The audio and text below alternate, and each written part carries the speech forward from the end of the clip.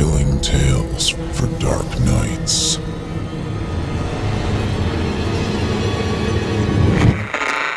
Want to make sure you never miss a Chilling Tales for Dark Nights video again? Be sure to subscribe and hit that bell to turn on notifications.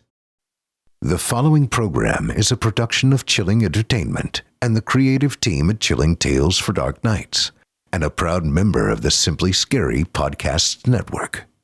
Visit simplyscarypodcast.com to learn more about this and our other weekly storytelling programs. Thank you for listening and enjoy the show.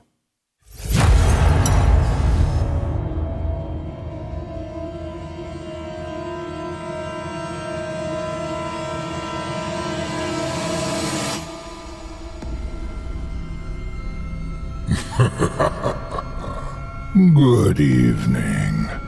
I'm storyteller Otis Jiry, and I ain't your grandfather. From where I'm from, we don't do bedtime stories. And if that's what you were expecting, you're in the wrong place. If it's terrifying tales you're after, well then, I've got just the thing. Get comfortable, settle in, turn off the lights, if you dare. Your night is about to get a whole lot darker. Who needs sleep anyway?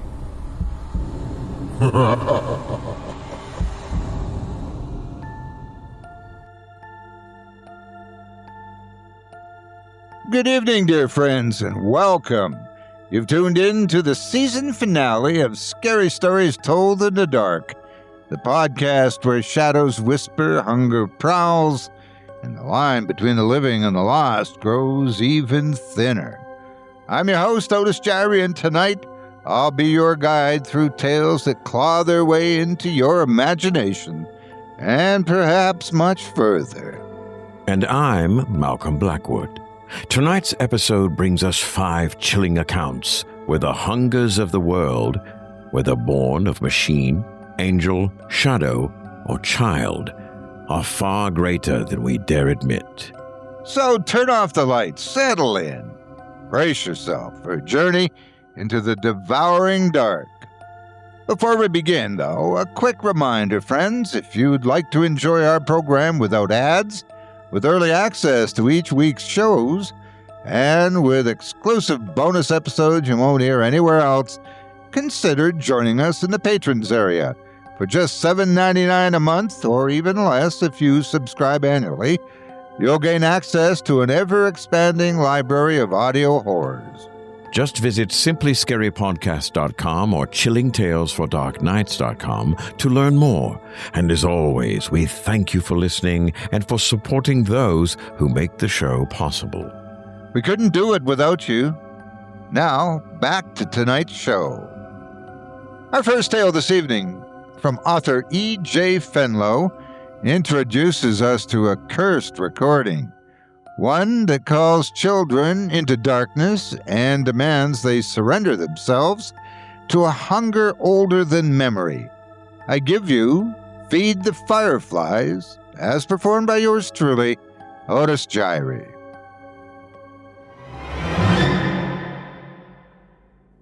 Part 1. The leak didn't come from a whistleblower's site or from an agent trying to make a name for himself. It just appeared, first on a message board for paranormal enthusiasts, then on Twitter and TikTok. By the time the FBI issued a takedown request, it had been mirrored on 100 different servers. Within hours, it was global. I didn't need to watch the footage. I lived it. But by the time Director Pierce called me in, it was already too late to contain. The video begins in the middle of the approach, body cam footage from Agent Alvarez, one of my men, silent except for the scrape of boots through brush. The timestamp and location are blurred out, but the footage is clear enough. The farmhouse sits at the end of a gravel driveway, paint peeling from the sides, windows boarded, roofline sagging. Not a soul visible from the outside. No lights, no movement, still as a tomb. Alvarez flashes a hand signal. Go. The team breaches. The door is blown open with a quiet flashbang. The moment they cross the threshold, the audio cuts out for nearly 4 seconds. On the raw footage, it came back as a wash of static and whispered syllables. Not English, nor any modern language. Simmons later told me it was ancient Latin, but we weren't supposed to have his report yet. Not then. Inside, the home is unnaturally dark, every window painted black from the inside. The flashlights barely push through the gloom. The air is thick with dust, floating like ash.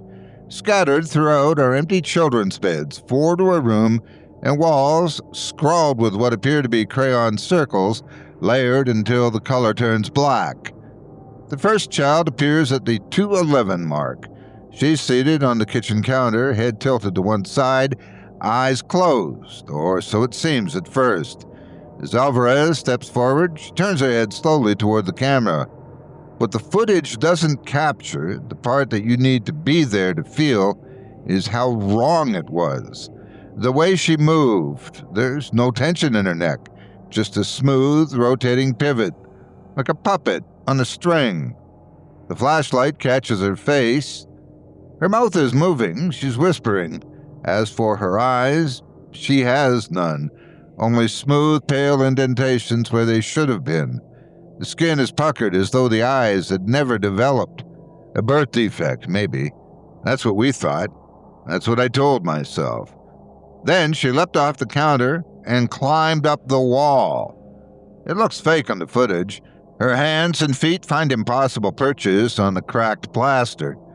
She scrambles across the ceiling like an insect. The team opens fire. Alvarez's camera jerks upward as muzzle flashes illuminate the room. A moment later, the child is gone, vanished into a ceiling crawl space. A shriek echoes behind them, and another child bolts down the hallway on all fours, teeth gnashing. Chaos erupts.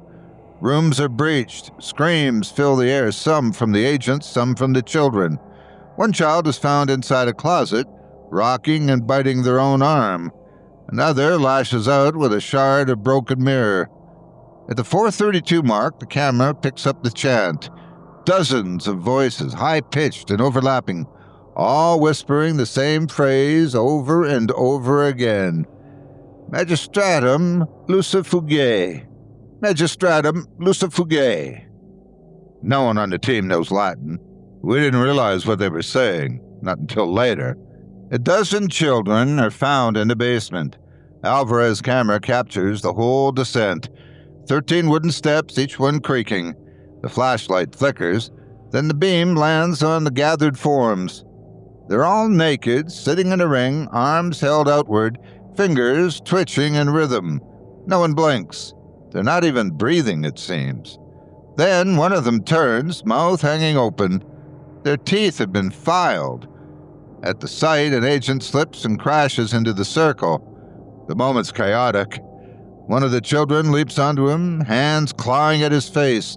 2 others follow. The body cam jerks, twists, and crashes to the ground, followed by screaming. Screaming and wet sounds. Then something crawls into frame. It's never fully visible, but it's clearly not a child. We see just the edge of it, a leg maybe, thin and bent at 2 points. It resembles a shadow in the shape of a person, except less than a person. There's no detail, no substance. It doesn't reflect the light. It bends it like smoke. The screaming stops. Alvarez's body cam lays sideways on the ground. Heavy breathing and muffled whimpers are heard. The only figure in frame is one of the eyeless children. She leans close to the lens, so close her pale face fills the screen. "Feed the Fireflies," she whispers. The video cuts out. None of that should have left the archives. When I confronted Pierce about it, he looked me dead in the eye and said, "What footage?" "Sir, we all saw it." He held up a hand. Officially, nothing was recovered. The house was empty. The lead was faulty. Team found nothing. Case closed. Agent Alvarez is dead, sir. Alvarez is on extended medical leave. I suggest you let him rest. I stared at him. That thing. That chant. The girl without eyes. What were they doing in that house? Pierce closed the folder in front of him and tapped it with a single finger. You're on administrative leave, Griggs, effective immediately, pending psychological evaluation. He slid the file into a locked drawer. They weren't children, I said. Not anymore. He didn't look at me. I left without signing the paperwork. That night the footage leaked again, this time with a watermark no one recognized, overlaid with the words, "Protect the dark. Feed the Fireflies." I should have walked away. I should have burned every copy and never looked back. Instead, I started watching frame by frame, looking for answers. And what I saw in the freeze frames, what crawled past the lens in flickering pieces, was not meant for human eyes. Not meant for any eyes at all. Part 2. They stuck me in a glass box with a federal badge and a view of the parking garage. Technically, I wasn't suspended. I was on leave pending resolution of administrative concerns. That's the phrasing the Bureau uses when they want you to shut up and disappear, but haven't figured out if you're a liability yet. It didn't help that I kept asking about the raid. They transferred the official report to a restricted file that I could no longer access. My credentials and login history were all scrubbed. Alvarez was still in recovery, according to HR. I called his phone twice before someone in records quietly warned me not to. Still, it wasn't until they assigned Dr. Simmons that I realized someone upstairs wasn't just covering their ass. They were afraid. I met Dr. Lyle Simmons at Quantico back in 21. He wasn't Bureau, not officially. He worked under contract through behavioral sciences, mostly on cult-related task forces. He was good at identifying delusional frameworks, ritualistic conditioning, and trigger phrases. I didn't know him well, but he had a reputation as being intelligent, clinical, and almost too sensitive. The kind of guy who walked out of a briefing and didn't sleep for 3 days. "Agent Griggs," he said as he walked in to conduct my interview. "Thanks for the meeting. I've been given temporary access to the Lakeburn footage. I'd like to go over what you saw in person." "It's already in the report," I said. "I've read the report. Then why am I here?" He set down his tablet. "Because I've been watching footage for 5 hours, and something's wrong with it." I sat up. "Corrupted?" "No. Too clear. That house was pitch black, but the lighting and the footage is pristine. The focal tracking never fails, the frame never jitters, even during the assault. That's body cam stabilization, not to this degree." I waited. He tapped the tablet. There's a timestamp skip at 4:41:13. 1 second becomes 11. The audio during that segment loops back on itself, but slightly off pitch. And when I ran the spectrogram, he hesitated, it produced an image. "What kind of image?" He turned the screen toward me. It displayed a mandala of concentric spirals like a stylized wasp nest, or maybe a fly's compound eye. At the center, a symbol appeared. I recognized it immediately. I'd seen it carved into the shoulder of one of the children. Dr. Simmons pinched the bridge of his nose. "Officially, I'm supposed to log this and move on, but I've reviewed hundreds of anomalous recordings, and I've never seen one generate new structure like this. The audio is behaving like a carrier wave, meaning the footage itself is broadcasting something." I didn't answer. My stomach had already begun to turn. He tapped the screen again, voice lower now. "There's another issue. Since I started reviewing the footage, I've had episodes. Lost time, blackouts, and today..." He trailed off. "Today?" I prompted. He didn't speak for a full 5 seconds. Then he flipped the tablet back around and shut it off. I'd rather not say. The next day, Simmons collapsed in the review lab. They told me it was a seizure, that he'd bitten through his tongue and was in ICU under neurological observation. I wasn't allowed to see him. His chart was sealed under bureau security orders, but someone on the janitorial staff leaked the security footage from the lab. I watched it 3 times. He sat calmly at first, then freezes, utterly still. His eyes go wide, then roll back. His lips move, and for a moment he whispers something. The transcript overlay shows it. Ad lucem post tenebras magistratum lucifugae. After darkness into light, it translates to the magistrate of flies. Then he begins screaming. Blood pours from his ears and nose, his hands clawing at his face. He knocks over the screen, smashes the tablet, and begins laughing. His mouth moves without sound. Whatever he's saying, it's in rhythm, the same chant. They sedate him after 4 minutes. In the hallway outside the lab, his fingernails left marks on the tile. Patterns. I didn't recognize them at first. Then I remembered the basement stairs, the way the children had scratched symbols into the wood. I looked them up. They're from a pre-Latin dialect used in the early Roman cults of domesticated plague deities, forgotten gods, gods of waste and rot and unclean light, gods that feed in the dark. Later that week, I was called into a private meeting with Senator John Marlowe. I'd seen him a dozen times in classified hearings, grandstanding about funding or making vague statements about America's children, always smiling, always in control. The meeting took place in a neutral building near Langley with no security cameras in the hallway and no recording devices of any kind. He greeted me with grandfatherly warmth. "Agent Griggs, I'm so sorry to hear about your reassignment." I wasn't reassigned. He smiled as if I'd confirmed something he already knew. "You've had a difficult week." I didn't respond. "I understand you're concerned about what you witnessed during the Lakeburn operation. It's only natural.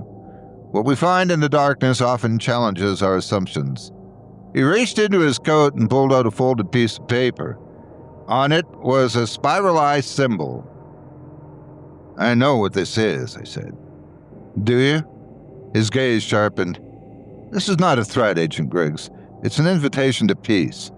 Let those events rest. You served your country. That's what matters." "You're involved," I said. "Those children. You saw exactly what you were meant to see." His voice was calm, absolute.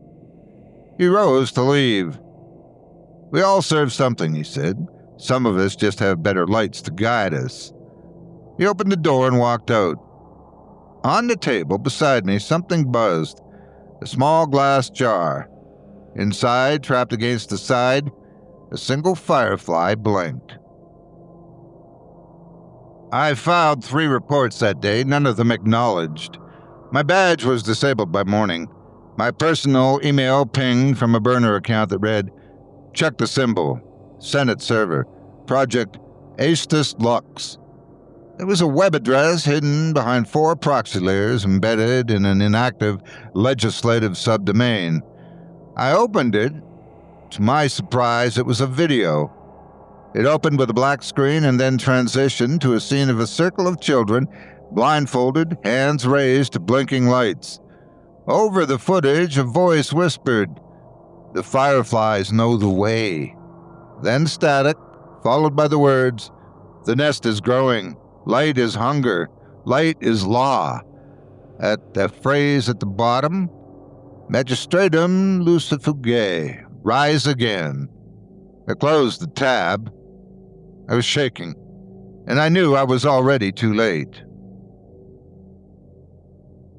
Part 3. They were all dead within 5 days. 3 people, 2 agents and 1 technician, each connected to the Lakeburn footage, each found under circumstances no one wanted to call connected. But I knew. We all knew. The first was Lorne Finch, a digital archivist who mirrored the raw raid footage onto a thumb drive. I'd spoken to her once, years back, when we were both stuck on a joint ops task force. Smart, quiet, and too damn honest for her own good. Her body was found in her apartment in Arlington, seated upright in the bathtub. An empty wine bottle was on the counter. There was no sign of struggle, but she'd wrapped a string of decorative firefly lights around her neck, looped 3 times. One end was still plugged in. The bulbs were still blinking when the police arrived. The medical examiner ruled it a suicide. The toxicology report said she'd been sober. Next was Paul Merrick, an analyst out of the Richmond field office. He was one of the first to tag irregularities in the audio metadata from the body cams, specifically the segment with the overlapping Latin chant. According to internal logs, he flagged the phrase magistratum lucificae as a security anomaly and then attempted to open the .wav file in a sandboxed environment. He never finished the analysis. They found him slumped over his desk 3 days later, skin desiccated, hands curled inward like claws. A forensic agent at the scene described it as insectile rigor. It's not a term I'd heard before. Someone tried to redact his last entry. I pulled the logs anyway. In it, he'd written a single line in the analysis field before he died. The light doesn't just call them, it feeds them. There was a symbol sketched in his blood on the linoleum below his desk. A segmented circle, like a wheel or the lens of a compound eye, crossed through the center. I'd seen it before. The third victim was Rena Bell, the IT contractor, who shared the hidden Estes Lux link with me. They'd found her body in a soybean field 15 miles outside of Reston. Her eyelids had been removed, surgically excised. The local PD said she'd wandered off during a mental health episode and somehow walked barefoot through 2 miles of forest without shoes or a jacket with no flashlight. She methodically carved shallow notches into both arms in a controlled manner. It wasn't a suicide attempt.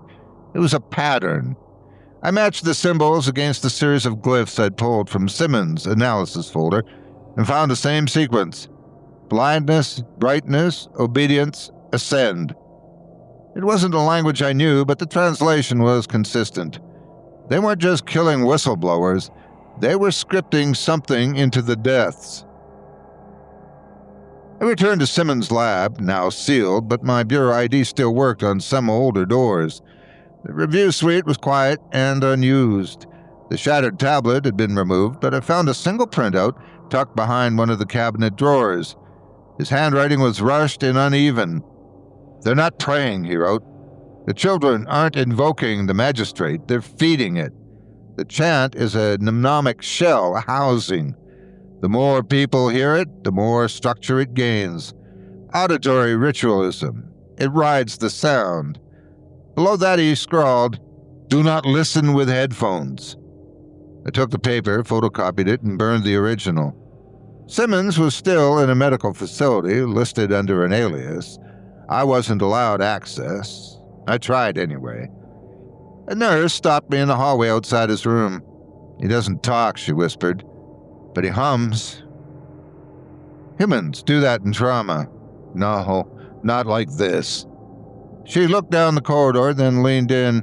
"It's Morse code." I blinked. "What's he saying?" She hesitated, then barely above a whisper, she said, "The nest is not local." The last breadcrumb came from a retired field agent named Joseph Ney, who'd served in South America during the 80s. He contacted me through a Proton email using an untraceable burner account. The subject line read, "Project Estes. Before it was yours, it was ours."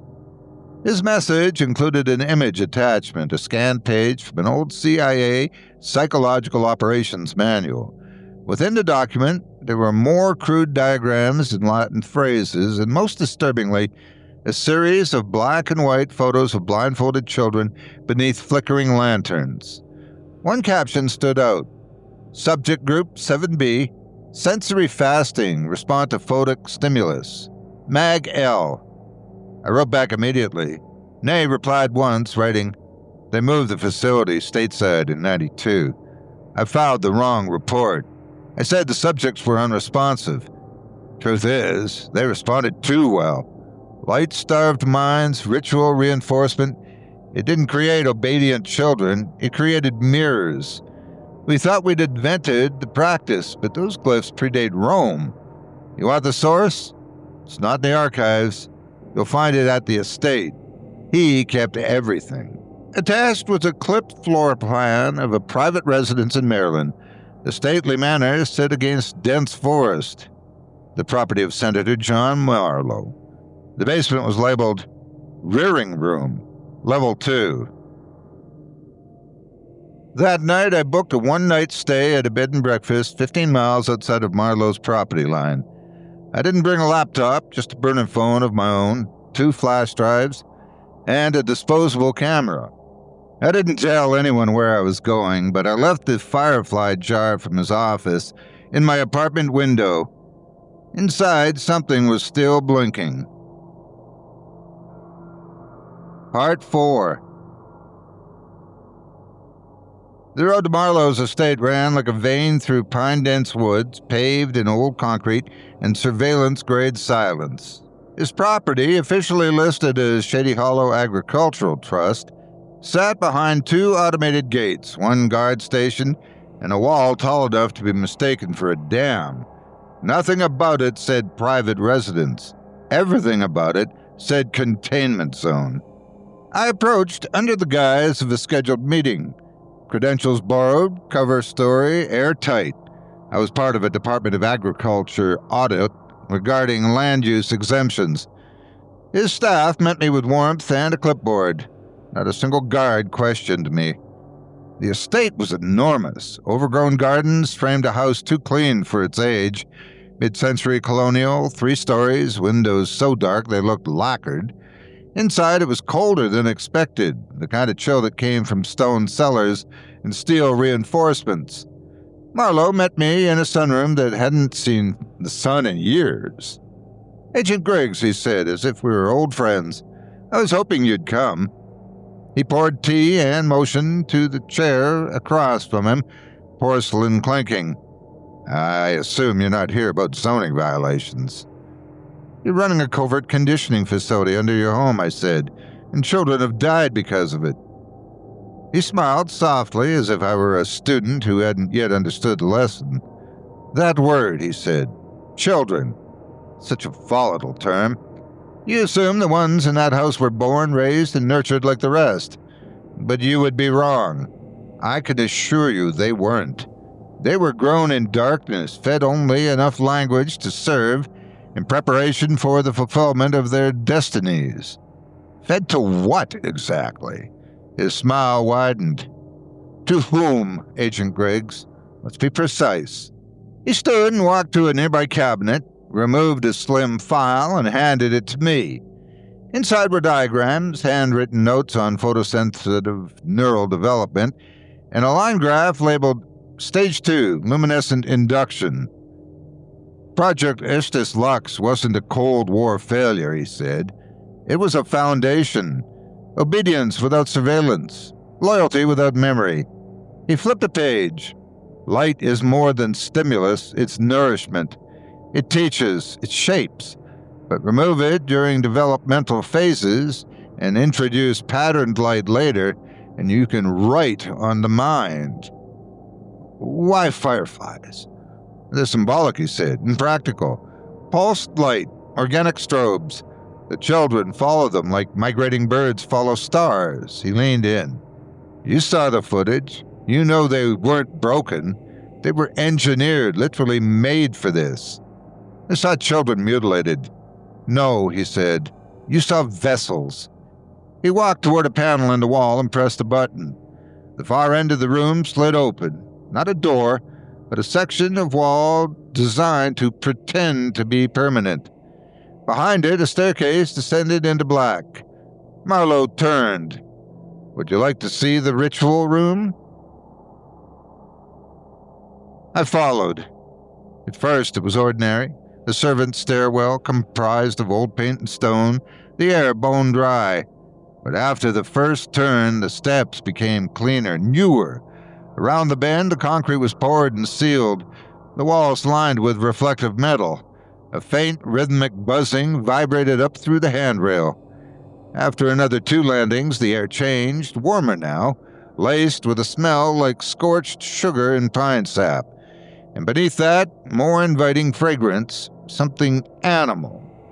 We passed a door labeled Rearing, A3, and then another, this one marked Inductive, Active. Finally, we reached the last level. Upon our arrival, a heavy iron gate slid open on its own. Inside was a tiered, circular chamber reminiscent of a hollowed-out beehive. The floor sloped downward to a central basin of polished glass. Dozens of reclining chairs lined the perimeter, each one wired with cranial nodes and light ports. The walls were dotted with small portholes, each no wider than a jar lid, and behind each, an assortment of lights blinked faintly. Fireflies. Hundreds of them. In the center of the room, a thin black pillar reached from floor to ceiling, wrapped in gables. At its apex, a mirrored cube spun slowly in place, projecting light pulses downward in hypnotic rhythm. And scattered throughout the chairs were children, blindfolded, still and barely breathing. Some twitched as the lights pulsed. Others whispered under their breath. "Do they sleep?" I asked. "They learn," Marlowe said. "Each light pulse is a syllable, a command." He walked to the basin and touched its surface. The glass shimmered. Beneath it, something else stirred. I saw children reflected, but they weren't children. Their eyes were open but empty. Their mouths moved, but out of sync with sound. Behind them, forming from the darkness like something assembling itself from suggestion alone, was a figure standing motionless. A silhouette made from absence, too thin to be human. The magistrate. Its presence burned across my vision even as I blinked. I staggered back. "What is that?" "Not what," he said. "Whom?" The children in the chairs began to chant, low and disjointed at first, and then as one. "Magistratum Lucifergae. Magistratum Lucifergae." Marlowe looked at me, his satisfaction palpable. When they speak its name in full, it notices. When many speak it, it listens. And when the prepared sing in unison. He raised a hand, and a panel of the mirrored cube opened. Inside, fireflies writhed in a tight sphere, their blinking growing increasingly erratic. A moment later, the light shifted, and the children's voices trembled. One of them convulsed, frothing at the mouth. Another burst into tears. A third laughed. The magistrate flickered beneath the glass and grew taller. "You're sacrificing them," I said. "No," he replied. "They offer themselves. Light must burn. That's the rule." I backed toward the exit. Something was crawling along the ceiling, just above the mirrored cube, long-limbed and jointed wrong, watching us. I ran. Marlowe didn't follow. As I reached the stairwell, the chanting rose in pitch. I couldn't help but listen in horror as a child screamed. The lights blinked once, and then everything went dark. Part 5. I woke underground. The floor was warm, pulsing faintly beneath me. My limbs ached and my mouth was dry. I couldn't remember when I lost consciousness or how I got here. There was no door and no light source, only the hum of 1,000 tiny wings. Then, blinking, tiny rhythmic pinpricks all around me. Fireflies. They flared once, then again. I sat up. The room was circular, approximately 20 feet in diameter, with walls of smooth matte stone. Nestled in alcoves along the perimeter were more than a dozen children. Their eyes were gone, the skin smooth and clean where the sockets should have been. Their mouths moved silently, whispering something I couldn't hear, and that I'm not sure I wanted to. One of them turned toward me, seemingly sensing my presence, and smiled knowingly. "You're here," she said, without opening her mouth.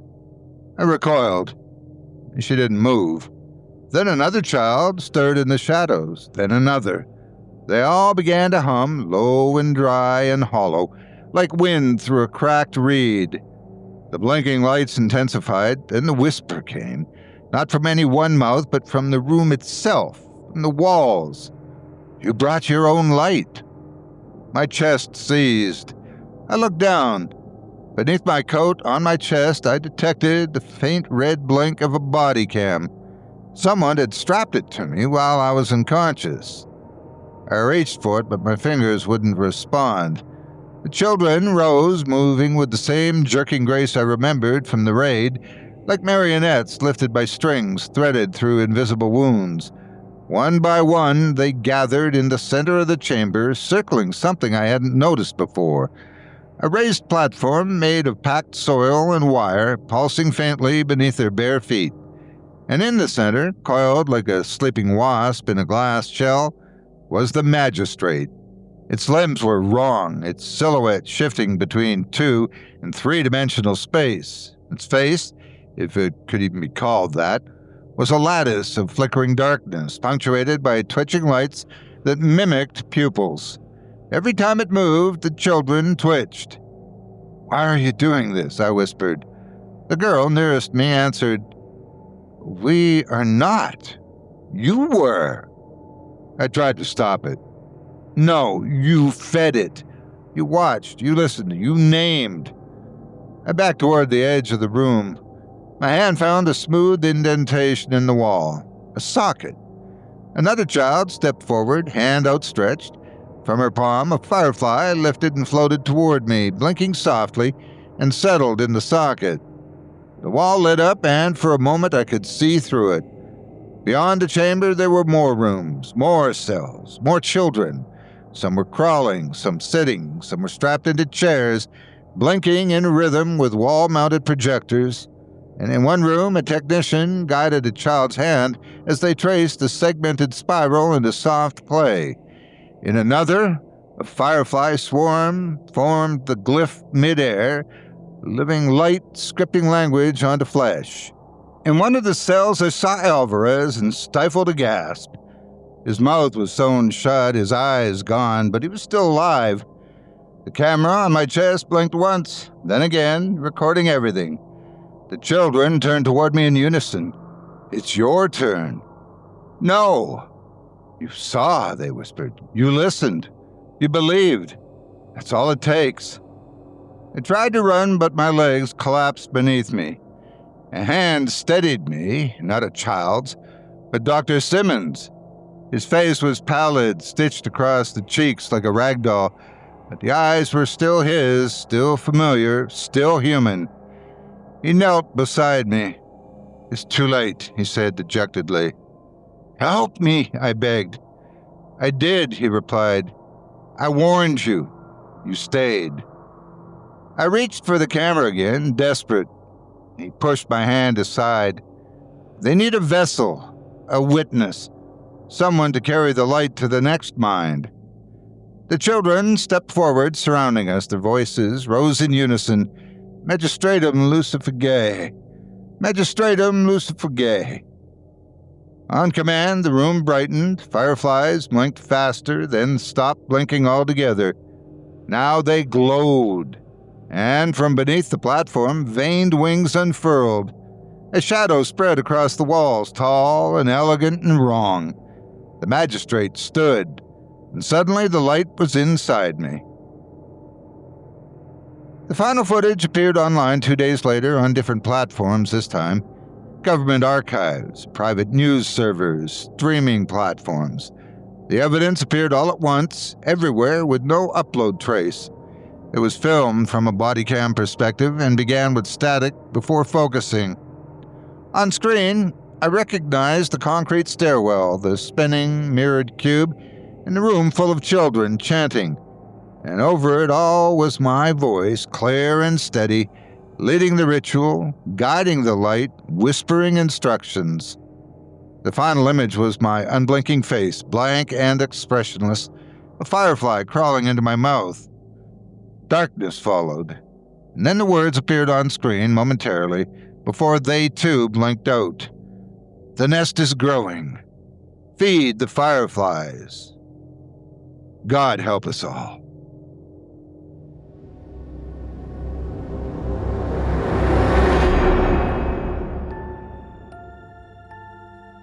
That was Feed the Fireflies by E.J. Fenlow, performed by Otis Jiry. Creepy children chanting in the dark? Nothing unsettling about that. Yes, and if a voice ever invites you to feed the fireflies, I suggest you keep your hands and your soul to yourself. Or at the very least, don't follow the music into the crawl space.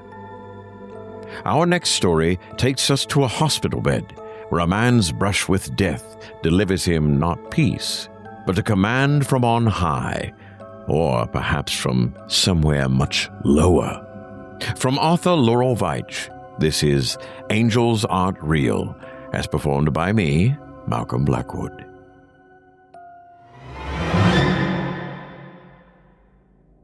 Frank Delaney didn't like shopping on Saturdays, but his wife Martha had asked, and he'd put it off long enough. The local grocer was busy, though not unbearable. He parked near the entrance, took one of the rattling carts with the stubborn front wheel, and unfolded the list Martha had written out for him in her neat, looping script. Eggs, flour, milk, apples for pie, mouthwash, the green kind. He checked the list twice before heading down the aisles. The place smelled faintly of disinfectant and fruit. He preferred it in the mornings, when the shelves were still full and the staff hadn't yet grown tired of answering questions, but this would do. He moved slowly, favoring his left hip, placing the items into the cart one by one. He was reaching for butter when the sound of squealing tires cut through the low murmur of the store. The crash came a second later. The glass entry doors shattered inward. A blue sedan lurched through the opening, its hood crumpling as it struck metal and tile. Frank barely had time to turn. The bumper hit the front of his cart, folding it in half, and then carried through into him. The impact knocked him off his feet. The breath left his body before he could draw a sound. The ceiling lights reeled overhead. He tried to reach for something, anything, but his arms didn't respond. There was a shout nearby, then another, distant and muffled, like voices through a wall. He thought he heard his name. Then, the pain became unbearable, and the store fell away. He hovered above the wreckage, watching it all as if it were happening to someone else. Paramedics had arrived already, moving with practiced precision. A young woman in an apron stood near the coffee kiosk, both hands over her mouth. The jar of olives he'd placed in his cart rolled in a slow circle on the tile, unbroken. The body on the floor was his. He could see it clearly. The torn jacket, the blood at the temple. They cut away the fabric and began chest compressions. One counted out loud while the other worked the airway. He watched them with an odd calm, detached from the urgency. Then he realized he wasn't alone. A figure stood at his side, taller than him, close enough that he should have felt the brush of a shoulder. She was a woman of flawless symmetry, with features so even and striking that they pulled at his eyes before he could think to look away. Her skin was dark and smooth, without a single imperfection. Her hair, black and straight, fell to the middle of her back, catching the light in clean, sharp lines. Her eyes fixed on him with an expression that was neither stern nor gentle, but certain. Black wings rose behind her, folded but immense, each feather distinct, the edges holding light without giving any back. She spoke his name once, just once. It was enough. He knew what she was. "Am I dead?" he asked. "Not yet," she said. He looked down at the floor of the store at the shape of himself surrounded by strangers and wires. "It sure looks like I am." "They'll bring you back," she said. He shook his head. "I don't want to go back to that." He nodded toward the body. The skin already looked pale and worn out. "It's broken. I felt the way it gave out. Why put me back into something like that?" Her eyes stayed on him, calm and confident. "I could stay here," he pressed, "with them." He glanced toward the brightness behind her, where he'd seen his family waiting, whole and smiling. The warmth of it pulled at him. "I've done my share. 72 years. Why isn't that enough?" "It isn't your time," she said. "There is still work left for you." "What work?" His voice sharpened. "I'm a man with bad hips and worse lungs. What could you possibly need from me?" "The fate of the world depends on you," she said matter-of-factly. He stared at her, trying to make sense of the words. That doesn't make any sense. I'm not—" "You'll remember what you need to do when the time comes," she said. "I will assist you." Behind her, the space opened up. It wasn't a tunnel or a light, but a place. He saw his mother at the stove, his father in the yard, his brother as he'd been before Vietnam, a dog that had been buried under the oak tree 40 years ago. They were whole and waiting. He wanted to step into it. He moved forward, but the woman shifted, and the wings filled his path. "Not yet," she said. He felt himself pulled downward, back toward the shouts, the chest compressions, the oxygen mask. The brightness of the place ahead narrowed, then vanished. "No," he protested. He meant it. "Please, don't send me back." Her expression didn't change. "I told you, it isn't your time." Then the floor struck him again, and with it came pain. The next thing he knew, he was strapped into the back of an ambulance. The world jolted around him, harsh and noisy. A paramedic leaned close, repeating questions. Name, age, where he was. He answered what he could. They wheeled him through the emergency department. He caught the scent of antiseptic and stale coffee mixed with something heavier. As they passed the nurse's station, Frank's eyes caught on a man strapped to a gurney. The patient's head turned in a slow, unnatural arc, eyes wide, mouth moving. The same two words fell from his lips again and again, flat and uneven, like a recording. Underneath. Underneath. The nurse at his side hushed him and tightened his restraints, and yet he continued repeating the words, steady and mechanically. The gurney rolled past. Frank tried to ask what was wrong with the man, but the words caught in his throat. The orderlies pushed him into imaging. The air was cold and reeked of machine oil. Above him, the fluorescent light stuttered once and then recovered. He thought of the woman with wings, standing confidently. He thought of what she'd said and how sure she'd been. The fate of the world. Him. Then he was gone again. Frank woke to a ceiling the color of paper and a beeping that never stopped. His chest burned, his leg was in traction, and every shallow breath felt labored. Tubes ran from his arms. His skin itched from tape. The world had narrowed to bed rails, plastic curtains, and the odor of disinfectants. Martha sat at his side. She gripped his hand as if holding it there could keep him tethered.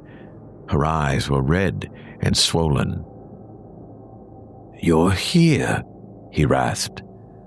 "I am," she said. He waited until he could swallow again. "I saw her." Martha leaned in. "Who, Frank?" "A woman with black wings. She told me it wasn't my time." Martha's thumb brushed his knuckles. "It was the shark, Frank. Or the medicine." "No, she was real," his voice cracked. "She said the fate of the world depends on me." The smile she gave was tired and indulgent. "Let's get you through this first." His son Alan came the next day, tie still tight from the office. He listened without interruption as Frank described the angel. When his father finished, Alan set his hands on his knees. "Dad, it was a hallucination. They've studied this. People see tunnels, lights, loved ones, and angels. It's chemicals in the brain, nothing more." His daughter, Lydia, visited in the evening. She was softer about it. She listened, held his hand, and said, "If it gave you peace, then that's good. But you can't expect everyone to believe it happened." Frank saw the doubt in her face, no matter how kindly she phrased it. By the end of the week, he'd stopped telling anyone. Lydia had given him a notebook. "Write it down," she said. "It'll help you process." So he did. Each night he scratched out what he remembered: the wings, the voice, the warmth of the place behind her. At first, all he could recall were fragments: a gesture, the tilt of her head, the sound of certainty in her words. With time, details returned. He wrote them all, filling pages with careful block letters. He clung to the sentence the angel had spoken as if it were carved in stone. "The fate of the world depends on you."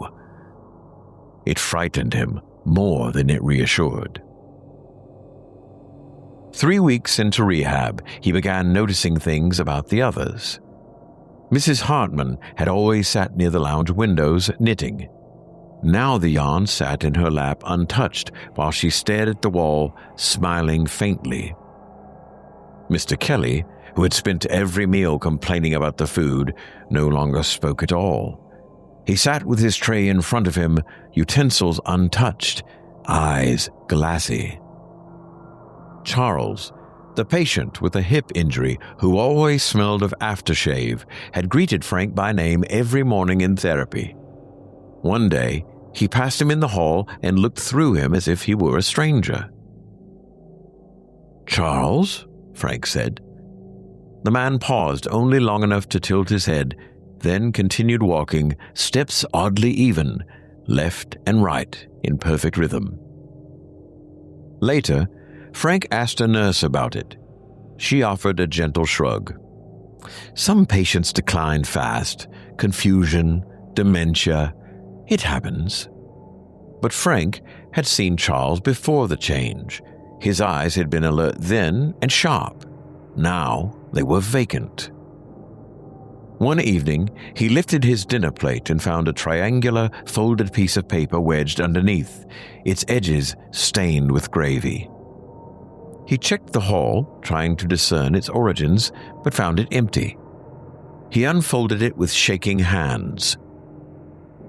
"They walk below," it read. 3 words, no signature. Frank stuffed the paper into his notebook and wrote the date at the top of the next page.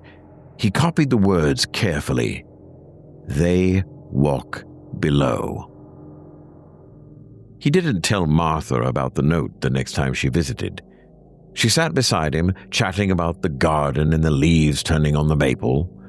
He forced himself to smile and nod at the right times, to pretend. When she left, he opened the notebook again and wrote a single question under the sentence. "Who?" The strangeness grew harder to ignore. In the therapy room, 2 patients spoke the same phrase in the same tone, a minute apart, as if rehearsed. In the lounge, one woman laughed at the nurse's joke. A second woman across the room laughed an identical laugh with the same pitch and rhythm. During dinner, Frank heard 3 men answer, "Manageable today," when asked about their pain, the words falling in unison. The hair at the back of his neck prickled. These weren't coincidences. They were imitations, repetitions, like people acting out prescribed roles poorly and on autopilot. That night, he wrote in the notebook, "They are being replaced." The thought chilled him, but he couldn't shake it. The next morning, he struggled down the hall with his walker. As an orderly passed him, pushing a cart of linens, Frank noticed the man's eyes. They were blank, the sort of look you'd expect from a mannequin, not a living worker. The orderly moved past without acknowledging him, even when Frank muttered, "Excuse me." When he looked back, he saw the same man at the far end of the hall, pushing the same cart. Frank's grip tightened on the walker until his knuckles whitened. He returned to his room and scrawled in his notebook until the pen ran dry. The second note turned up in a place that made no sense. It was early morning. A nurse delivered breakfast, set the tray down, and poured water into the pitcher. After she left, Frank unscrewed the lid and discovered a damp slip of paper clinging to the underside. He peeled it loose, smoothed it flat against the blanket, and read, "They meet below. The door is not on any map."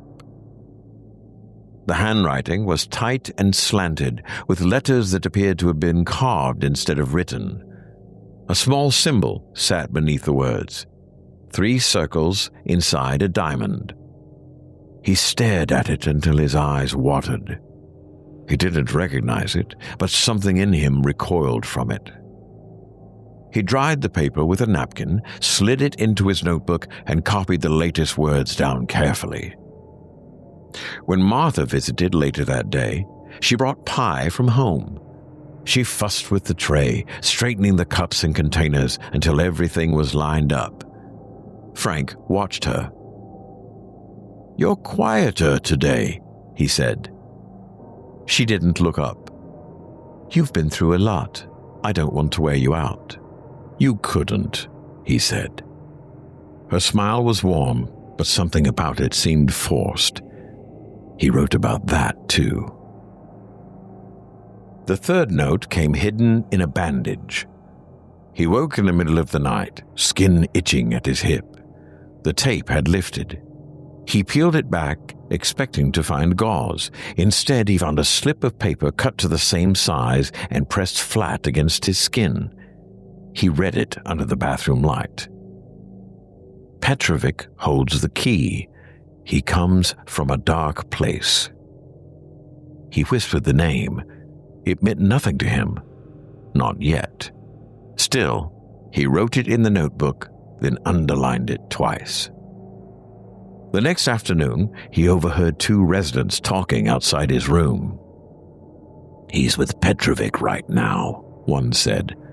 "Tall, gray at the temples, Croatian, worked war zones before he was hired here." Frank leaned forward in his bed. When a tall man in dark scrubs walked past the door, Frank knew.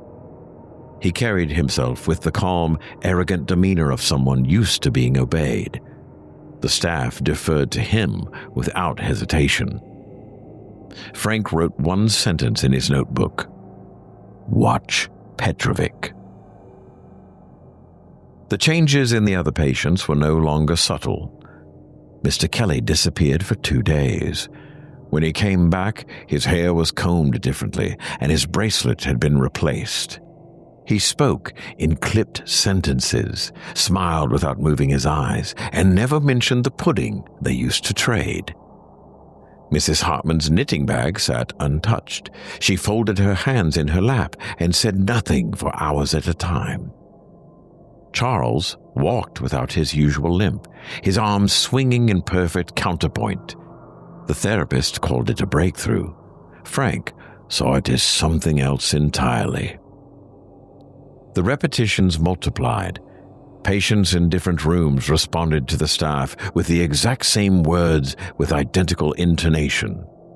One woman laughed in the lounge, and another echoed it 2 beats later with precision. At night, Frank wrote, "They are not the same when they return." It was during therapy that he saw the process itself. He had slipped on his walker, his hand catching on the knob of a door leading to an adjoining room, and the door had swung open. Inside, 2 nurses worked calmly. Beside them, an elderly woman lay strapped to a bed, wrists and ankles tied. Her mouth hung open slightly, eyes wide. One nurse adjusted a syringe feeding into her arm. The fluid inside was dark, but not black, and it slid like oil, catching the light in ways that evoked the image of broken glass. The woman convulsed, and her chest heaved. A sound rose from her that wasn't speech. The nurse at the cart kept writing in a logbook while the other pressed the plunger steadily. Then the woman's body stilled, her head rolling side to side as if she were testing the hinges of her neck. Then she closed her mouth and smiled. "Welcome back, Mrs. Jensen," the nurse said evenly. The woman replied in a flat voice, "Manageable today." Frank stumbled back. His therapist caught him and led him out, murmuring apologies for the unlocked door. Frank couldn't speak. That night, he drew the syringe in his notebook and wrote until his hand cramped. Alan visited on Sunday with crossword puzzles and noise-canceling headphones. He spoke about recovery rates, podcasts, and the importance of maintaining a positive outlook. Frank let him. It was easier than trying to put the latest events into words. When Alan left, Frank saw 2 women in the hall carrying matching vases of carnations, identical down to every last detail. His skin prickled. That evening, Martha called. She promised to come tomorrow. Her voice lingered on the last syllable of tomorrow, just a fraction too long. He wanted to ask why, but didn't.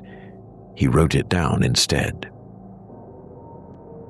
The 4th note came under his pillow. He found it when he lifted his pillow to shake it.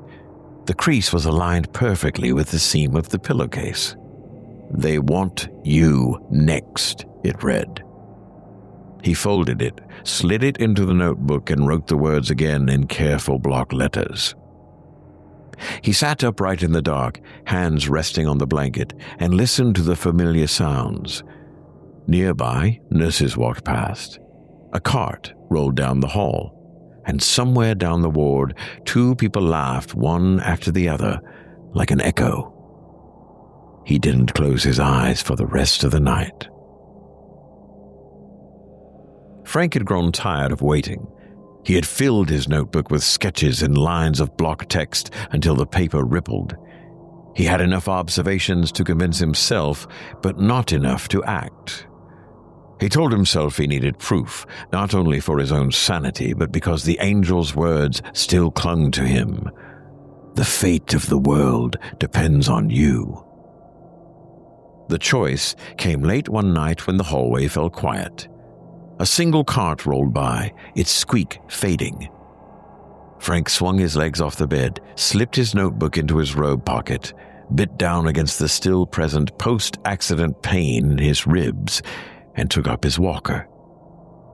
The service elevator was at the far end of the wing. He had watched orderlies use it. A keycard slid into the slot, the doors opened, and they disappeared down.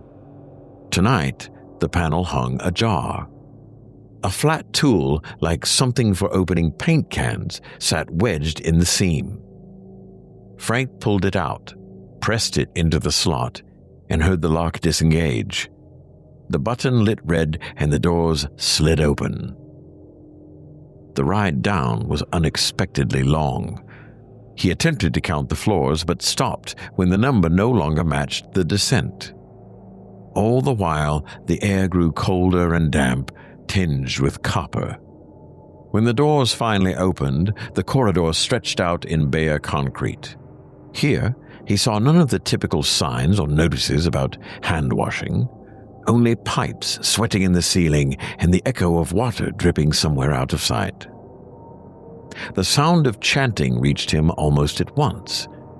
Dozens of voices in low unison, repeating words he couldn't place, in an unsettling, robotic cadence. He hesitated momentarily before pushing his walker forward. The basement chamber had once been storage. Now it was a theater for something else. Beds had been bolted into a circle, each linked with scaffolding and tubing. Patients lay in every one, strapped at the wrists and ankles. Frank knew their faces. Mrs. Hartman, Mr. Kelly, Charles, and others who had once walked the halls above. Tubes ran from their veins into a column of metal and glass at the center. The liquid inside was neither blood nor any fluid Frank could identify. It pulsed with a dark shimmer, crawling with veins of lightless color that moved as they were live. The patients moaned in unison, their mouths whispering the same chant he had heard in the hall. Their bodies jerked at intervals, but their eyes were wide, conscious, and aware. They followed movements in the room that Frank couldn't see. They weren't gone, after all. They were being used. Frank's stomach turned, and he gripped the walker tighter. It was then that the calm, accented voice cut through the chant. "Steady the flow," the man said. Dr. Petrovic stepped into view. He wore dark scrubs with no coat, and his voice carried the same authority Frank had noticed upstairs. He circled the column, eyes flicking to the monitors. The staff around him obeyed without delay, adjusting valves and checking syringes. "The vessel must be prepared," Petrovic said. The chant rose and the column pulsed brighter. Frank backed toward the wall, heart thudding, his heels scraping concrete. A hand touched his shoulder and he gasped and turned. The angel stood there. Her wings were folded but filled the space, brushing the wall. Her eyes locked on his, perfect, flawless, and certain. "You see now," she said. "They're still alive," he whispered. "You said I had work left. This?" "They serve," she said, "as you will serve." "You lied to me," he replied. "No," she said. Her expression didn't shift. "I told you the truth, that the fate of the world depends on you, and it does." Frank shook his head. His throat felt tight. "You said I'd remember what I needed. This can't be what you meant." "You'll understand when the time comes." Petrovic turned, scanning the chamber. His eyes passed across Frank as though he weren't there at all.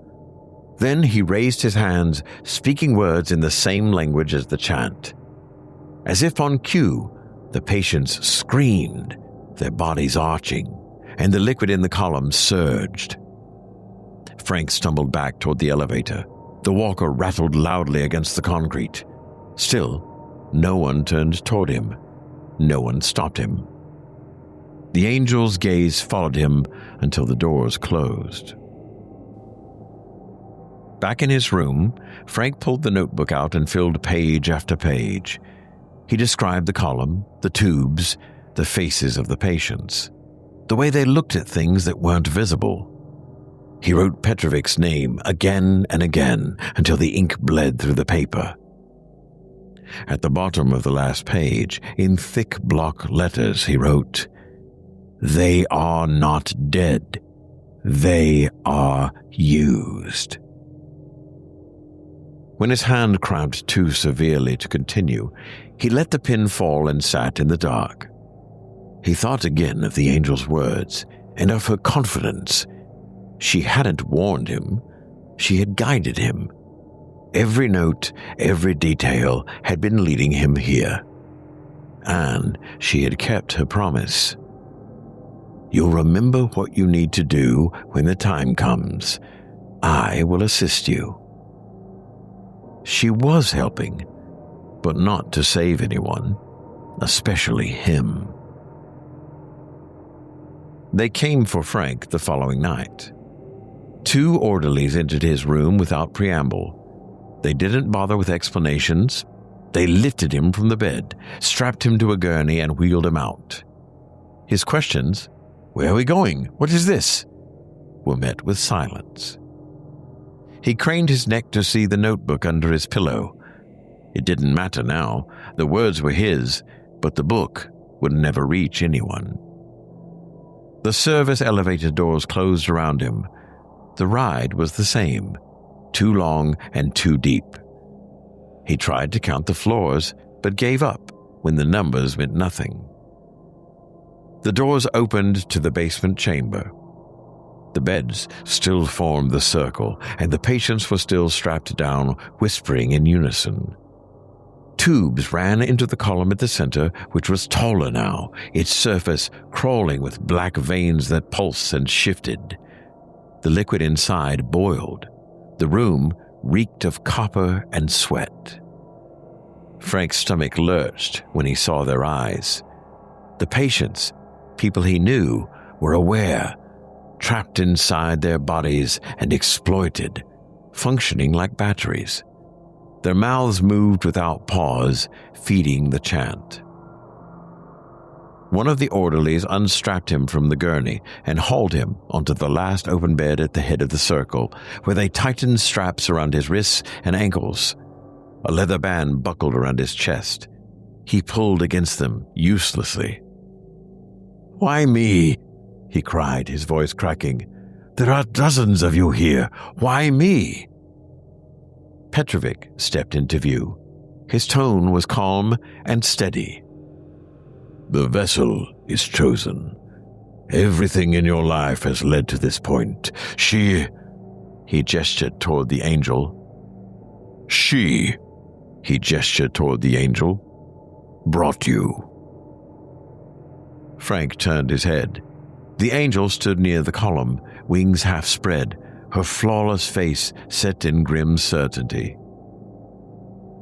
"You said I had a mission," Frank said, "that I was needed." "You are," she said. "You're perfect, and we thank you for your service." "No," he protested. "No, I didn't ask for this." Her voice was quiet and even. "It was never about what you wanted."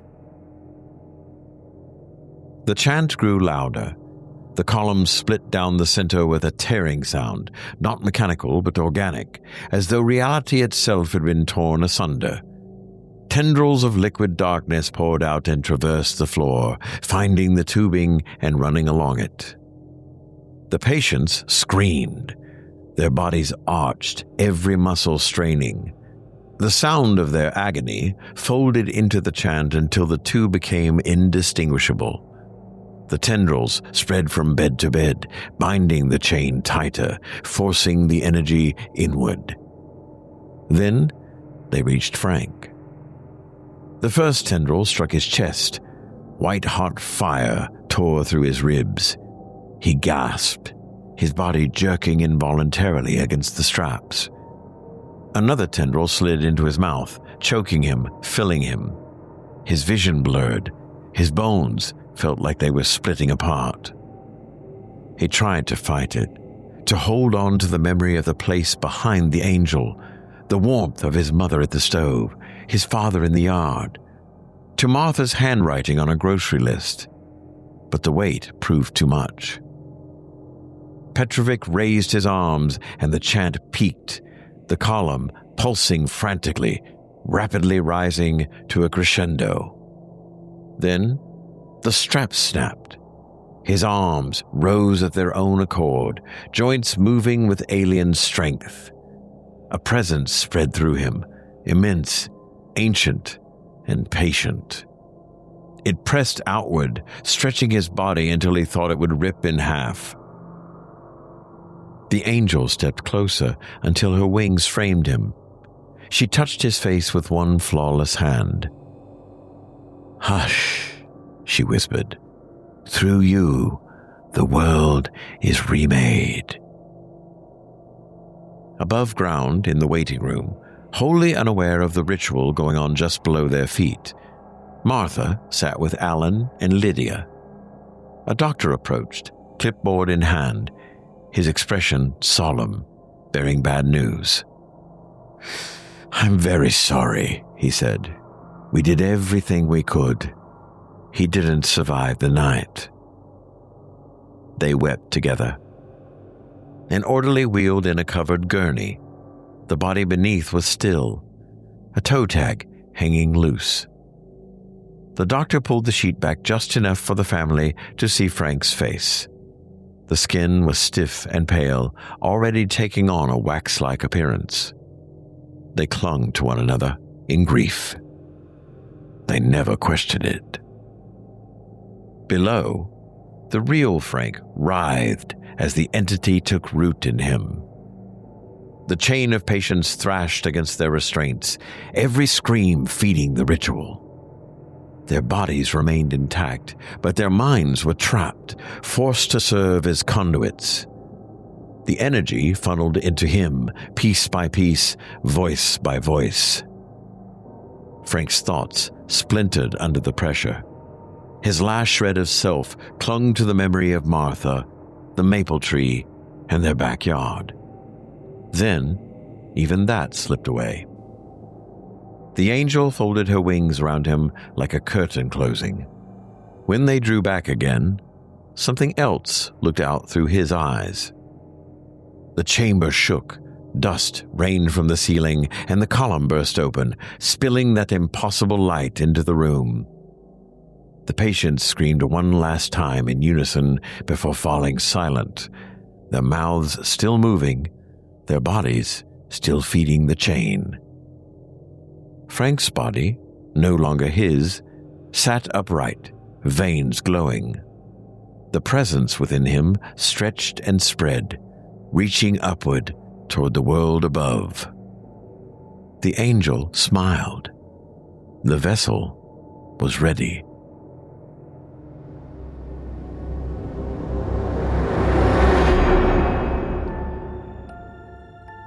That was Angels Aren't Real by Laurel Veitch, performed by Malcolm Blackwood.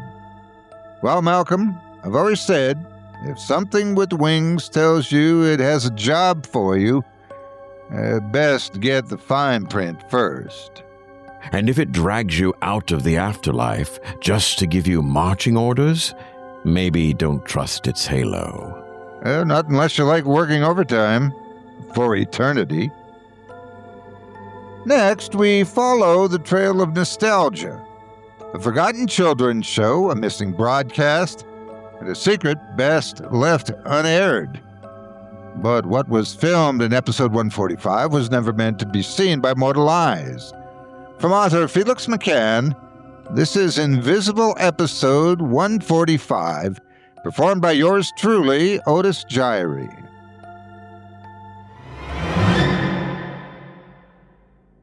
Part 1.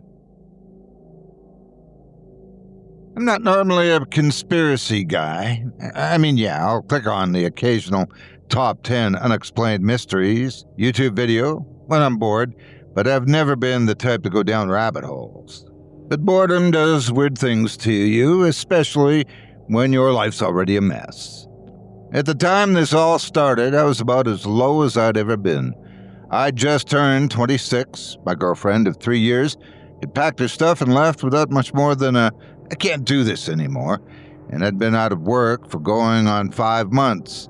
I was behind on rent, my car was a rusted-out piece of junk I couldn't afford to fix, and I'd been living primarily on boxed macaroni and the leftover condiments in my fridge. Days and nights bled together. I spent most of them in my apartment, sitting in front of my laptop with the blinds drawn, mindlessly scrolling through Reddit or watching old TV shows on YouTube. That's how I stumbled across Sunnytime Station. The channel name was VCR King 92, one of those niche uploaders who seemed to live for digging up old VHS tapes from thrift stores and flea markets. His uploads were mostly forgotten cartoons and weird local commercials from the 80s and 90s. I clicked on one of his Saturday morning 1989 compilations just to have some background noise while I was sorting through job listings I wasn't actually going to apply for. Then I heard the Sunnytime Station theme song. It hit me like a smell from your childhood. You don't even remember it until it's right there in front of you, and suddenly you're 5 years old again. The melody was soft and sing-songy, layered over what sounded like a toy piano. It was like every memory of a rainy day spent watching PBS had just woken up in my head. Here's the thing. I'd completely forgotten this show existed. Not just hadn't thought about it in years forgotten. I mean gone. Like someone had erased it from my brain. But seeing it again, it was like it had been there all along, just under the surface. The show itself was weird. It was low budget, filmed on a set that looked like some strange halfway point between a train station and a puppet theater. There were human actors, cheery station staff, and these puppet characters, which I vaguely remembered finding either hilarious or terrifying, depending on the day. I let the episode play all the way through, and then another, and another. And that's when I noticed something odd in the video titles. The episodes were numbered in the file names: Episode 141, Episode 142, Episode 143, Episode 144, and then it jumped straight to Episode 146. There was no 145. I thought maybe VCR King 92 just hadn't found that one yet, but when I scrolled down, the numbering kept going. 147, 148, 149. Always one missing. I clicked into the comments, thinking that maybe somebody had already asked. They were disabled, which was weird for a channel like this. After all, half the fun for these nostalgia uploads is the people chiming in with, "I remember this," or "My cousin was on this show." I backed out and started Googling. Old TV listings confirmed that yes, there was an episode 145, which aired exactly once in early March 1991, but there was no description of its plot, no stills, nothing. I got curious enough to message VCR King 92 directly. I typed, "Hey man, loving these uploads. Do you have episode 145 of Sunnytime Station? Can't find it anywhere." Took about a day before I got a reply. It simply said, "Don't look for it. It's not lost. It's locked away." And that was it. I never got any follow-up or further explanation, which of course meant I was going to absolutely start looking for it. After that message from VCR King 92, I told myself I wouldn't make a big deal out of it. That lasted maybe 12 hours. By the next morning, I had a dozen tabs open: old TV archive sites, nostalgia blogs, half-broken fan pages from the early 2000s. Most of them had barely any info about Sunnytime Station, just the standard, "Anyone remember this show?" kind of posts. But I started noticing the same pattern. Whenever episode 145 came up, it was usually followed by the words weird, different, or creepy. One archived forum thread from 2007 included a post from a user claiming that his uncle had worked on the crew. He wrote, "They all changed after that one, even the kids. They'd been through something they didn't understand but couldn't stop thinking about." Another thread mentioned a child actor disappearing from the cast around that time. There was no additional details or news links, only a username with no other post following that one. I finally turned up a name I didn't recognize: Seth Trollstad. Apparently he was the creator, head writer, and director for most of the show's run. He had this slick, early 90s soft-spoken children's entertainment vibe. Imagine a less awkward Mr. Rogers who'd been to LA a few too many times.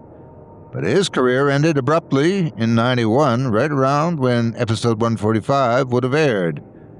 The only solid info I could find was an old trade magazine snippet. Production halted amid ongoing police inquiries. There was no mention of what those inquiries were. The deeper I dug, the stranger it got. I found a link to a half-dead GeoCities site for something called Sunnytime Forever. Most of the images were broken, but there was one working clip from a convention panel in the late 90s. It featured two of the former child actors on the stage, both of whom were clearly uncomfortable answering fan questions. One of them was Vicky Kimball. The name pinged something in my head. She'd played Conductor Annie, one of the most recognizable characters on the show. I remembered her oversized train conductor's hat and the way she always carried a stuffed rabbit on set. In the clip, a fan asked about her favorite episode to film. She smiled politely, but when someone shouted 145 from the audience, she froze. Then she said, "Next question," without looking up. I don't know why, but I felt the need to talk to her. It took me 2 hours of scrolling through Facebook and LinkedIn to find a profile that matched her age and hometown. She runs a dog grooming business now, about 3 states over. I sent her a message that I thought was casual enough. "Hi, Vicky. I was a big fan of Sunnytime Station growing up and was wondering if you'd be open to answering a couple of questions about the show."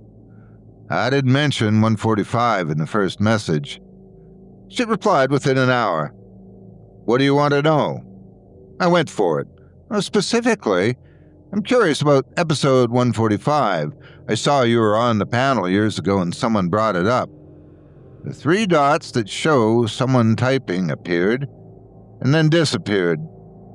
10 minutes later, another message came through.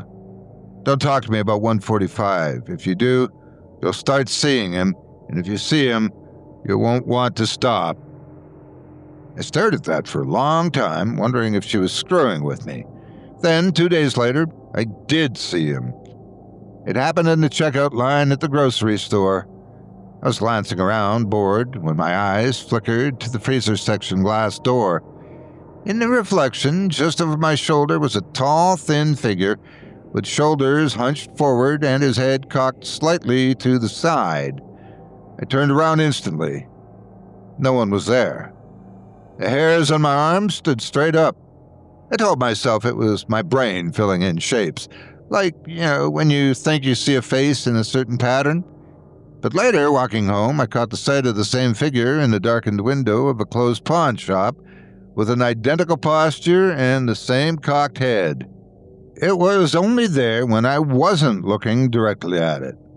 By the time I got home, I couldn't shake the thought that maybe Vicky was right. Maybe whatever was tied to that episode was aware. And maybe it had noticed me.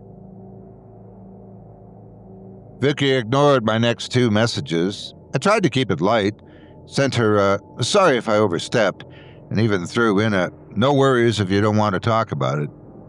She never replied. Then, almost a week later, I woke up to a 1-line reply. "We can meet. Public place. Afternoon." She sent an address to a cafe in her town, about a 3-hour drive from me. I debated it for about all of 5 minutes before deciding to go. The cafe was the kind of place that sold scones the size of your hand and played soft jazz at a volume that made you feel guilty for talking too loudly. Vicky was already there when I arrived, sitting at a corner table with a latte she hadn't touched. She didn't look anything like the bright-eyed kid from the show. She was now in her early 40s, had her hair pulled back in a loose braid, deep lines were etched around her eyes, and when she saw me, she gave the faintest nod. "You're Jiry," she said. I sat down, trying not to sound too eager. "Thanks for meeting me. I know it's probably not your favorite subject." "You shouldn't be digging into it," she said immediately. "If you care about your sanity, you'll stop right now." "I just want to understand," I said. "What happened with 145? Her gaze dropped to her untouched latte. "Do you remember Seth Trolstad?" I nodded. "The guy who ran the show, right?" "He didn't just run it," she said. "He controlled it. the cast, the crew, especially us kids. He had these games he'd make us play between takes, blindfolding, binding our wrists with scarves, making us chant these words. She glanced up at me. We thought it was gibberish. Later, I learned it was some kind of Sumerian, twisted but still close enough. My skin prickled. Why? He believed in something, she said, lowering her voice. Something he called Lagrith. Said it lived in the collars. I didn't understand it at the time. I still don't. But episode 145 was supposed to be its big moment, the thing we'd been rehearsing for without knowing it. She swallowed hard. They never aired it because something went wrong. I don't know what exactly, just that after filming, everything got weird on set. People got sick, one of the kids had a seizure, and Seth, he just smiled like that's exactly what he'd wanted. I thought about the figure I'd seen in the reflections, the way it leaned toward me without moving. What happened to him? Disappeared. Police came around to ask questions. The next thing I knew, the show was shut down. She finally took a sip of her latte, like telling me her story had taken something out of her. Vicky, I hesitated. Since we messaged, I've been seeing something. Tall, hunched, only in reflections. Is that... Stop, she said sharply. Her eyes locked on mine. Don't describe it. Don't acknowledge it. Every time you do, it pulls you closer. Her voice was trembling now. If you keep looking for 145, you're not going to find it. It's going to find you. We sat in silence for a moment, the jazz track warbling softly in the background. Then she stood, left a few bills on the table, and walked out without another word.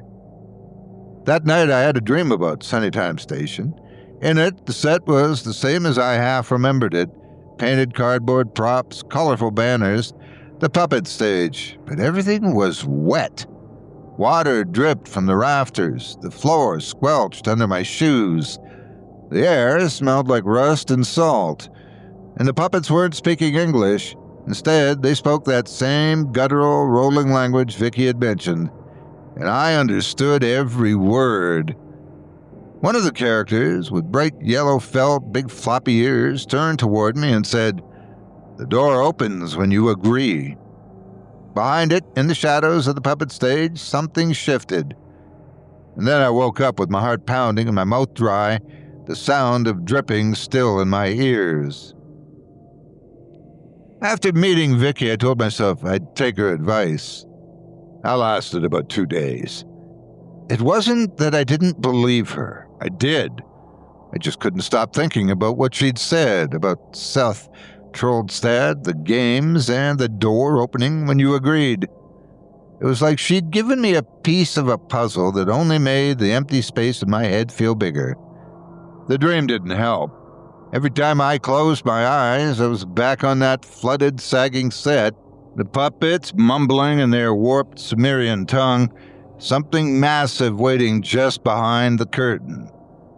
I started spending my nights on VHS collector forums, obscure nostalgia, Discord servers, and anywhere people traded rare or lost media. Most of the time, if I even mentioned 145, the thread would go silent. Sometimes, though, I'd get a reply, always vague, always deleted within a few hours. One guy claimed he had a copy once. He said it made his girlfriend sick and that he destroyed it with a hammer. Another told me the episode was part of a private archive and that no one sane would try to access it. The strangest was an anonymous message I'd received on one of the forums. If you're looking for the invisible episode, it's already looking for you. Around that time, I stopped keeping track of bills. I'd been applying to jobs in half-hearted bursts, but now my whole day revolved around the search. Meals became whatever I could microwave in under a minute. My laundry piled up until I was re-wearing shirts I'd already sweated through. It didn't feel like losing control. It felt freeing. The more I read about Lagrith, piecing scraps together from paranormal boards, old Usenet archives, and fringe blogs, the more I started to think that maybe he should be in control. Look around. Everything's a mess. The economy is garbage. People treat each other like trash. Politicians are just reality show contestants in suits. What would be so bad about handing the reins over to something older than all of it? Something that wasn't human enough to be corrupt in the same way. One night I came home from a trip to the corner store to find a padded envelope sitting on my welcome mat. It had no return address, just my name written in shaky black marker. Inside was a VHS tape. The label on it was plain white, and on its face, 145 was written in the same shaky marker. I hooked my VCR up to the TV I'd been using as a second monitor and popped it in. At first, I saw nothing but static. I fast-forwarded through the whole thing. Nothing but snow and hiss. I felt strangely disappointed, like I'd been promised something and had been cheated out of it. I nearly threw it away. That night, I woke up to the sound of children laughing in my living room. The voices were faint but layered, like half a dozen kids were whispering jokes to each other. There was just one problem. The TV was off, which meant the sound wasn't coming from outside. It was in the room. I stood frozen in the doorway until it stopped. When I finally went back to bed, the dream came again. This time in it, Seth Trollstad was there, standing behind the puppet stage. He was smiling, not the warm smile I'd seen in old clips, but something unnaturally wide and predatory, all of his teeth showing. In his hands was a marionette. The strings didn't lead to its limbs. They led to my wrists. Part 2. The first time I noticed the guy in the dark hoodie, he was standing on the far side of the street while I was coming out of the grocery store, turned just enough that I couldn't see his face. I didn't think much of him at first. 2 days later, I saw him again, this time leaning against the bus stop outside my apartment building, wearing the same hoodie and maintaining the same posture. Still, I thought it was a coincidence. By the third time, when I spotted him watching from across the park while I cut through on my way home, I decided to do something about it. I didn't think it through, however. I just walked straight toward him, trying to look like I had the upper hand. "Hey, why are you following me?" I demanded. He didn't even flinch or even look surprised. Up close, I could see he was older than me, early 40s maybe, with dark stubble and tired eyes. He kept his hands in his pocket. "You're Jeremy Blake," he said. I hesitated. "Yeah? And you are?" "Cameron Epsmouth." His voice was flat, as if he were reading it off a form. "I've been trying to keep you alive." I almost laughed. "By stalking me?" "By making sure you don't find what you're looking for." That stopped me cold. "You know about—" "I know about 145, he said, cutting me off. "I've been tracking it for over 30 years. Every time it surfaces, I destroy it. Every copy, every backup, every scrap of it. I've buried more tapes than you can imagine." I tried to sound skeptical, but my throat felt tight. "Why? What's on it?" He glanced over my shoulder, scanning the sidewalk like someone might be listening.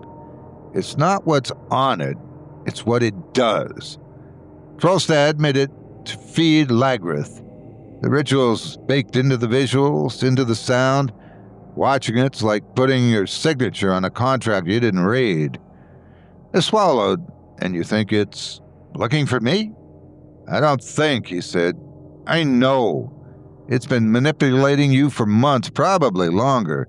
Pulling threads, pushing people out of your life, setting you up so that when it found you, you'd be empty enough to say yes." The words landed harder than I wanted them to, because deep down, I'd already been thinking the same thing. He stepped closer. "I've got the last known intact copy, and it has to be destroyed. If you care about living to see 30, you'll help me burn it." There was something in the way he said "last known" that made me uneasy. as if he were daring me to ask if he was sure. And I wasn't sure I believed him. If Cameron really had been hunting this thing for decades, what made him so sure he was the good guy? For all I know, he wanted the episode for himself. Maybe he was just another pawn, another puppet pulling strings for someone else. A thought came to me. He's lying to you. He doesn't want you to see it because it's rightfully yours.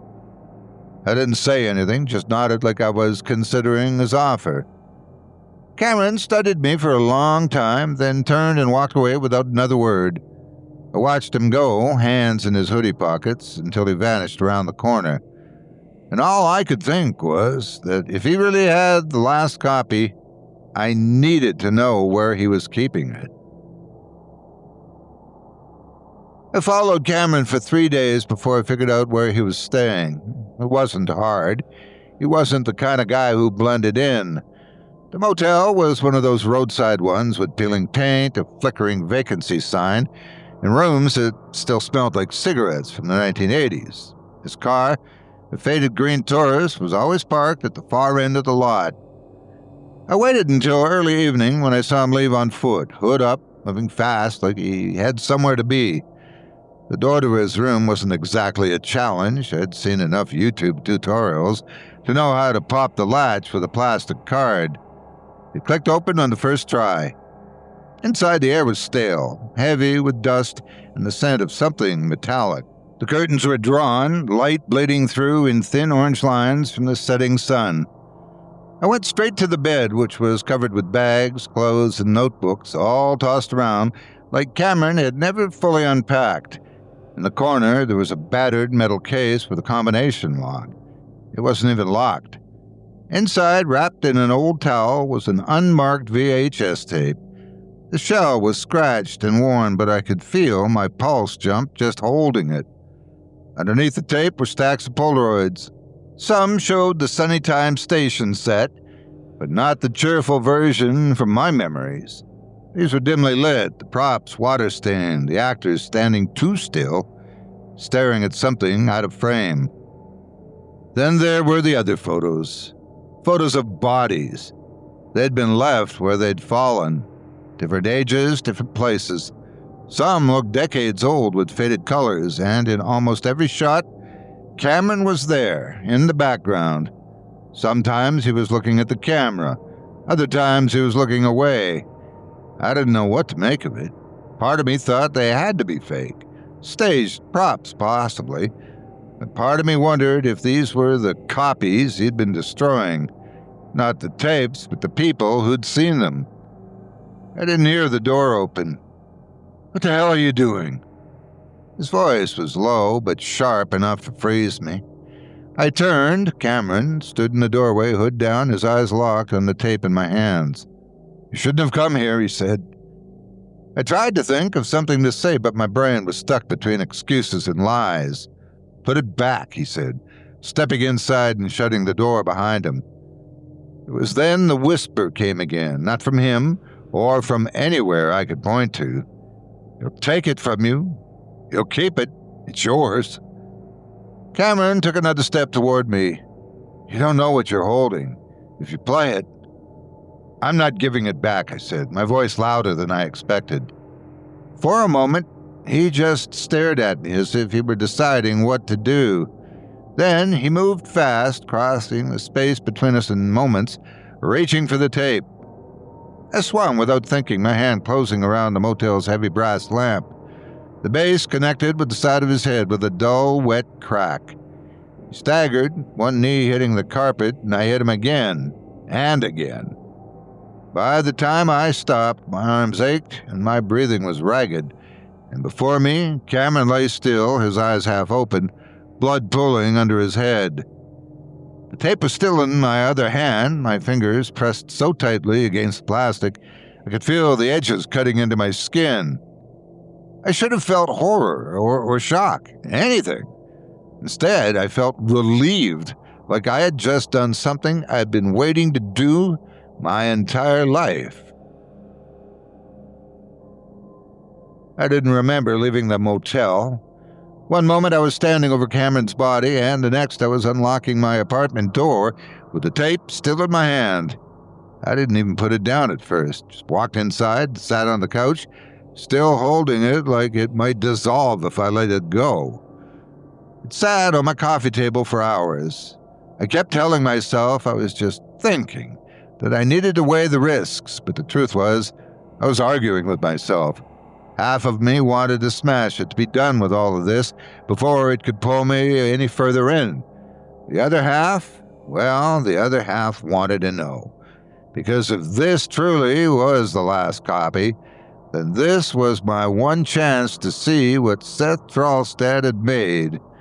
My one chance to see him. At some point, the light in the room changed. The colors went flat, as if someone had drained the life from the walls, and I heard movement in the corner of the room. It was Seth, sitting on my couch. He looked exactly like he had in the old episodes. Beige cardigan, pressed slacks, hair perfectly combed. Everything looked the same, except for his smile. It was wider than it should have been, his teeth small and too many. "You're ready now," he said, as if we'd been in the middle of a conversation. My peripheral vision shimmered, and behind Seth, in the space where the shadows pooled deepest, something was moving. I don't know how long I sat there, just staring. The voice in my head kept whispering, "You've come this far. You deserve to see it. One look won't hurt." I picked up the tape and slid it into the VCR. My thumb hovered over the play button. That's when another image hit me. Vicky's face at the cafe, tight with fear. Cameron's voice telling me I was being shaped for this. The Polaroids in his case, all those people who'd stared into whatever was on this tape and never come back. The whisper changed tone. It was less coaxing now and more pleading. "Don't ruin this. You're mine." I screamed. It just ripped out of me, and before I could second-guess it, I grabbed the VCR and yanked the tape back out. I slammed it against the coffee table until the shell cracked, then pulled the reel out in long, metallic-smelling tangles. I stuffed the strips into my bathtub, poured lighter fluid over them, and dropped in a match. The plastic warped, the smoke curling upward in a strange, oily gray. It stung my eyes and left a penny-like taste in my mouth. I didn't stop watching until every inch of the tape had curled in on itself, black and useless. When it was over, the colors in the room returned to normal, but I still felt the thread inside me, tight and twitching, like something on the other end was testing me to see if I was still there. I'm writing this from a payphone outside the police station. I didn't think they still had these things, but here it is, bolted to the brick wall. The receiver is sticky with God knows what. I could see the station doors from here, glass catching the orange glow of the streetlight. All I have to do is walk in and tell them everything. That I killed Cameron Epsmith. That I broke into his motel, stole what he'd been guarding for decades and burned it. That I think he was right. The truth is, I don't know what they'll do with me. Prison, maybe. Some padded cell somewhere. But whatever it takes, it has to be better than staying out here with this. I can still feel it. A thread remains inside me, thin and invisible, twitching just enough to let me know it's there. It's not pulling as hard anymore, not yet, but it's patient. It's been waiting for longer than I've been alive. I keep thinking about the way it felt when Cameron hit the floor, and how my first thought wasn't, "Oh my God, what have I done?" but, "Finally." That wasn't me. Or maybe it was. Maybe it's been me all along. I've been trying to convince myself that destroying the tape meant I won, that it can't use me now. But in the quiet moments, I remember something Vicky said. If you see him, you won't want to stop. I have seen him, and she was right. I don't know if I want to stop, or if I even can. So, I'm going to walk into that station and tell them what I did. If I'm behind bars, maybe the thing on the other end of that thread won't have as much leverage. Maybe you'll all be finally safe. The truth is, I'm not telling this story for my sake. I'm telling it for yours. Don't look up Sunnytime Station. Don't ask about episode 145. And if you ever hear the name Lagrith, don't go any further. It's not gone. It's just waiting for someone else to remember it.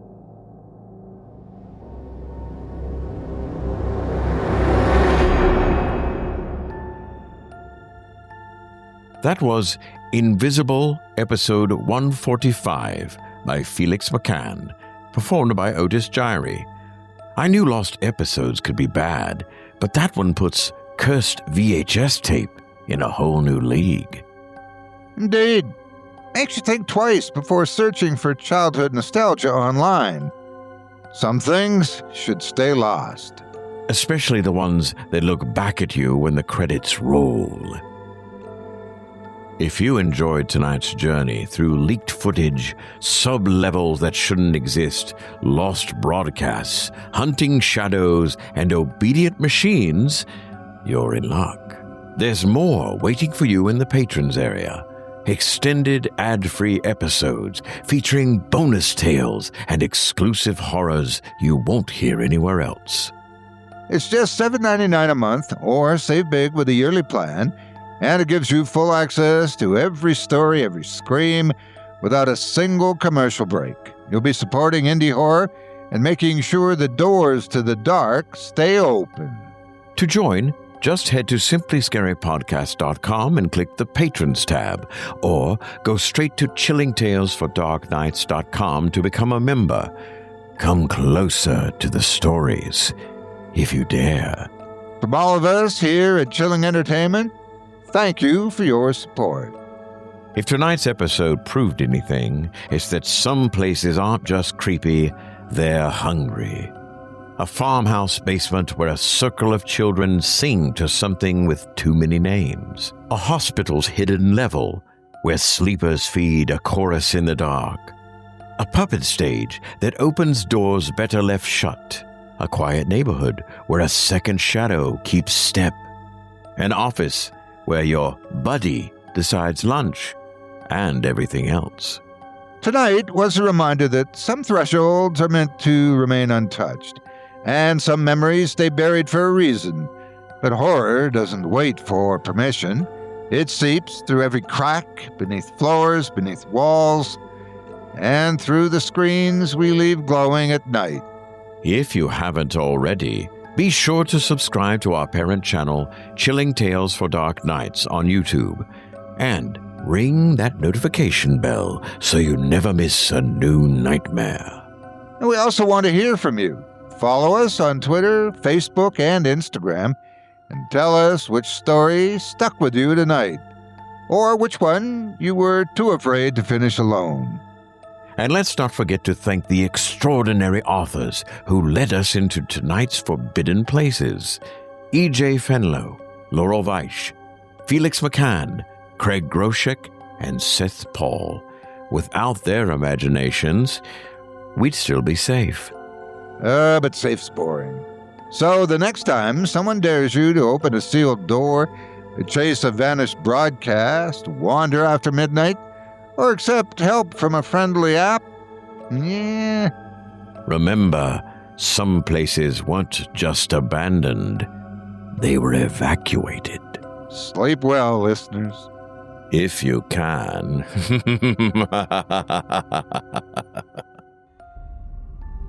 Thanks for listening. You've been listening to Scary Stories Told in the Dark, a production of Chilling Entertainment and the creative team at Chilling Tales for Dark Nights, and a proud member of the Simply Scary Podcasts network. Visit simplyscarypodcast.com today to learn more about our network and our other amazing storytelling programs.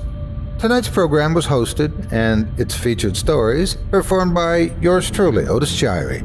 Selected stories have been adapted with the kind permission of their respective authors. Original music provided by Luke Hodgkinson and Jesse Cornett. Sound design and final mixing and mastering provided by executive producer and director Craig Groshek. Program's artwork and logo by David Romero. If you're looking for some fresh tales on a daily basis while waiting for the next podcast, check out my YouTube channel, the Otis Jiry channel, and my extensive collection of narrated tales there. Simply search on YouTube by my name, and you'll find me. And don't forget to subscribe and press the bell notification icon to get my latest releases. Got a scary tale of your own that you'd like performed? I take submissions. Email it to me today at otis@simplyscarypodcast.com to have your terrifying tome considered for production in a future episode of this show. That's otis@simplyscarypodcast.com. If you've enjoyed what you heard on tonight's program and are joining us on your favorite podcast app, subscribe to us to be sure you never miss an episode, and leave a 5-star review and a comment. Your feedback means a lot to me. You can also follow Chilling Tales for Dark Nights and yours truly on Facebook to connect anytime and get the latest updates on this and other programs and my channel.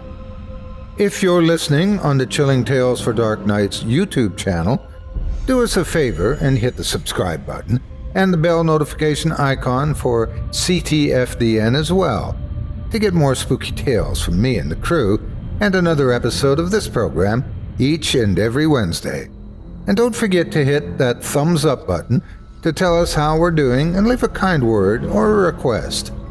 And don't forget to visit us at chillingtalesfordarknights.com and consider supporting the team by becoming a patron. In addition to helping us out, you'll get exclusive access to our audio archive and ad-free downloads of all your favorite stories, including those you've heard on this program. As for me, I'll be back next Wednesday with more terrifying tales to keep you up all night. But that's all right. Who needs sleep anyway?